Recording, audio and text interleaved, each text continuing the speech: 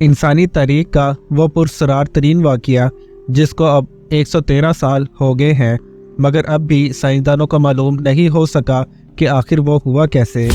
یہ 30 جون 1908 کی بات ہے جب سائبیریا کے علاقے ایوانکی کے رہائشیوں نے آسمان پر نیلے رنگ کی روشنی کی حرکت کو رپورٹ کیا تھا جو ان کے بقول سورج جتنی تیز تھی۔ روشنی کی رپورٹ کے 10 منٹ بعد ایسی گرجدار آواز سنائی دی جیسے بھاری توپ خانے سے گولہ باری کی جا رہی ہو۔ یہ آواز مشرق سے شمال کی جانب سفر کر رہی تھی، جبکہ اس کے بعد ایک شاک ویو نے قصبے کو جھنجھوڑ کر رکھ دیا اور کھڑکیاں ٹوٹ گئیں۔ دھماکے کی آواز جس کی لہریں پورے ایشیا بلکہ برطانیہ تک زلزلہ پیما مراکز نے ریکارڈ کیے، مگر ایوانکی اور ارد گرد کے قصبوں کے رہائشیوں نے در حقیقت کسی قسم کے حقیقی دھماکے کو نہیں دیکھا۔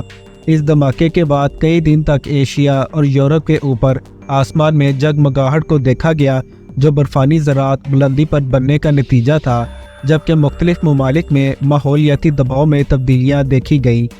اگرچہ دھماکہ تو کسی نے دیکھا نہیں، مگر اس کے مقام کو ضرور دریافت کر لیا گیا جو مشرقی سائبیریا میں واقع تھا۔ وہاں موجود 800 اسکوائر میل رقبے پر پھیلا جنگل یا 8 کروڑ درخت مکمل طور پر غائب ہو گئے اور اس کی کوئی وجہ بھی سمجھ نہیں آ سکی۔ سائنسدانوں کا ابتدا میں ماننا تھا کہ وہ دھماکے کے اثر کا نتیجہ ہے، مگر اس مقام پر کبھی کوئی گڑھا دریافت نہیں ہو سکا۔ مگر جنگل کا جتنا بڑا مکمل طور پر سپاٹ ہو گیا، اس کو دیکھتے ہوئے اندازہ ہوتا تھا کہ دھماکے کی طاقت 10 سے 15 ٹن تھی۔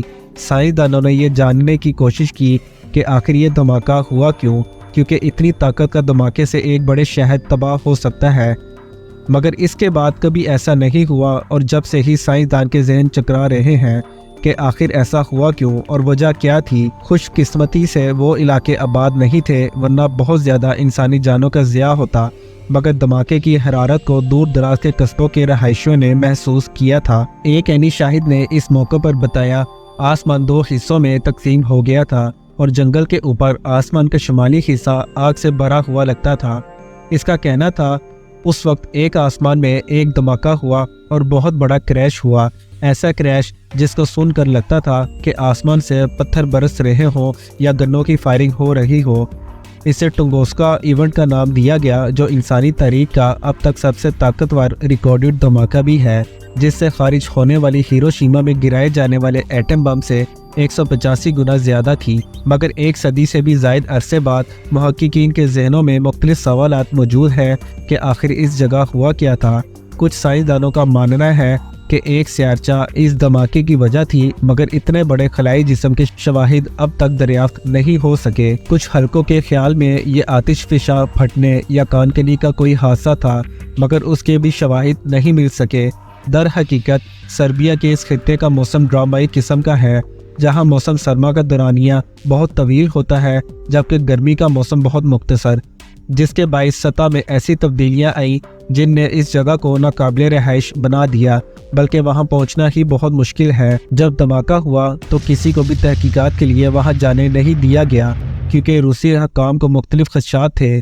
1927 روس کی ایک تحقیقاتی ٹیم نے آخرکار اس جگہ کا دورہ کیا اور دریافت کیا کہ دھماکے کے لگ بھگ 20 سال بعد بھی وہاں ہونے والا نقصان ویسے کا ویسا ہی تھا۔